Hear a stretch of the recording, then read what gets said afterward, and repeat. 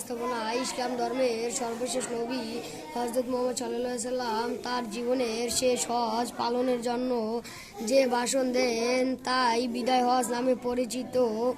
এই ভাষণে তিনি সমবেত জনগণের উদ্দেশ্যে মূল্যবান বক্তব্য রাখেন। বিদায় হজ অনুষ্ঠিত হয় 10ম হিজরিতে। সেই বছর জিলহজ মাসে হজ অনুষ্ঠিত হয়।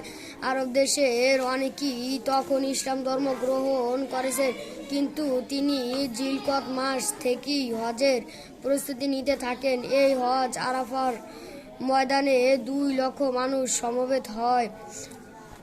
বক্তব্য: জাবালে রহমাত নামক পাহাড়ে দাঁড়িয়ে হযরত মুহাম্মদ সাল্লাল্লাহু আলাইহি সাল্লাম সমবেত মানুষের উদ্দেশ্যে ভাষণ দেন।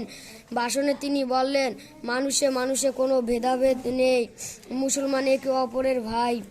মানুষ নিজের কাজের জন্য নিজেই দায়ী, একজনের অপরাধের জন্য অন্যকে দায়ী করা যাবে না, ধর্ম নিয়ে বাড়াবাড়ি করা যাবে না।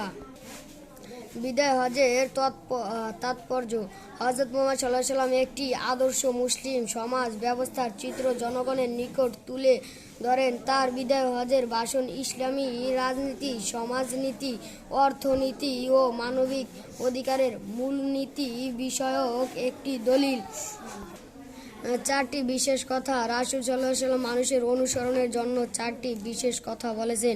1 নম্বরে, আল্লাহ ছাড়া অন্য কারো ইবাদত করো না। 2 নম্বরে, অন্যায়ভাবে মানুষকে হত্যা করো না। 3 নম্বরে, পরের সম্পদ আত্মসাৎ করো না। 4 নম্বরে, কারো ওপর অত্যাচার করো না। আরও 2টি জিনিস হলো 1 নম্বরে আল্লাহর বাণী অর্থাৎ কুরআন, 2 নম্বরে আল্লাহর প্রেরিত পুরুষ রাসূলের জীবনে আদর্শ। বিদায় গ্রহণ: ভাষণ শেষ করার পর তার চোখ মুখ ও আনন্দে উজ্জ্বল হয়ে উঠল। আকাশের দিকে তাকিয়ে তিনি বললেন, হে আল্লাহ, আমি কি তোমার বাণী মানুষের কাছে পৌঁছে দিতে পেরেছি? আরাফাতের ময়দানে থেকে লক্ষ লক্ষ কণ্ঠে ধ্বনিত হলো, হ্যাঁ, আপনি পেরেছেন। রাসূল সাল্লাল্লাহু আলাইহি সাল্লাম খুশি হয়ে বিদায় নিলেন।